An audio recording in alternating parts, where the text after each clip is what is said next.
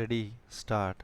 The Industrial Policy Resolution of 1948 was good so far as it went, but unfortunately, the spirit of it could not be understood or appreciated by the common man in this country.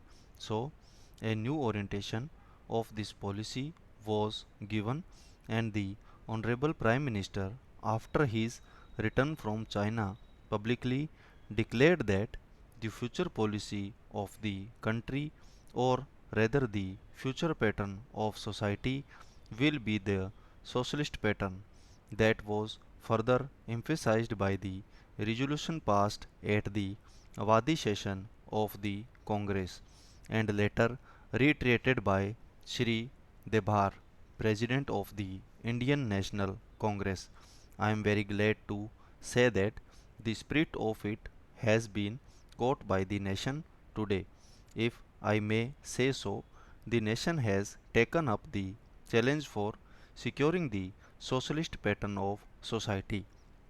It behoves all sections, both inside this house as well as outside, without having mutual recriminations, to try and propagate in a sincere manner and establish the socialist pattern of society indicated by the statements of the great leaders of our country. It may be relevant and pertinent if I refer to a few sentences from the memorandum presented on the 4th June 1939 by our Prime Minister, who was the chairman of the All India Planning Committee, which came into existence when there was provincial autonomy in the provinces. On pages 39 and 40 of that report, he stated, "It is clear that the drawing up of a com- comprehensive national plan become clearly an academic exercise with no relation to reality, unless the planning authority or those to whom it is responsible are in a position to give effect to the plan. If this authority is powerless or circumscribed or restricted and has limited activities, it cannot plan. An essential prerequisite for planning is thus complete freedom and independence for the country and removal of all outside control. This implies that the country possesses in itself fully sovereign authority to take any measures, adopt any policies, and form any relations with other countries as may seem best to its governing authority in the interests of the country and its people. National independence is thus an indispensable preliminary for taking all the steps that might be found necessary for carrying out the 5-year plan in all its various aspects throughout the whole country. At the present moment, it is clear that not only have we in India no national independence, but we are hedged in and obstructed by numerous restrictions, limitations, safeguards, and reservations which block the path to planning and progress. Our plan for national development must therefore be drawn up for a free and independent India. Thanks to the sacrifice made by millions of our countrymen and countrywomen under the leadership of the father of the nation, Mahatma Gandhi, we have today secured complete sovereign political independence at a time when the nations of the world were engaged in the bitterest struggle using all the weapons of destruction.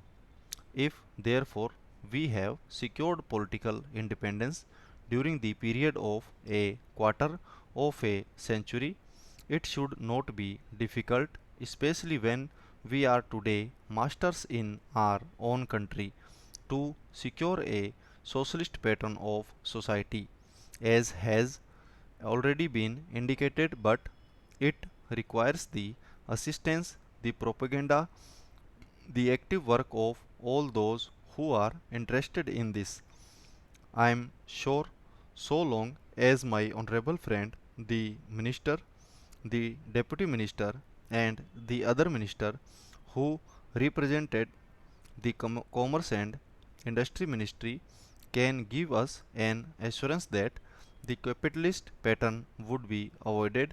Some of us who believe in a cent% socialist democracy give an undertaking that certainly totalitarian policy will not be introduced in this country, because we have believed all along during the fight that we have given to the British government when we secured political independence, that we shall try to maintain democracy undiluted and a socialistic democracy at that. I am absolutely certain that in this country of ours, liberty of thought, liberty of speech, and liberty of action will be guaranteed to every citizen to express his views in the manner he pleases. I therefore assure my honorable friend that so long as we do not, in the garb of a socialistic pattern, sport a capitalist system, India will stand 100% for a socialist democracy.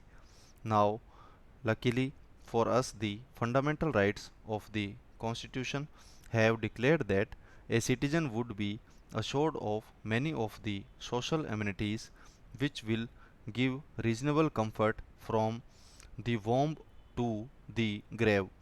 But mere enunciation, as I have said many times, will not satisfy the common man unless the saying is put into effect.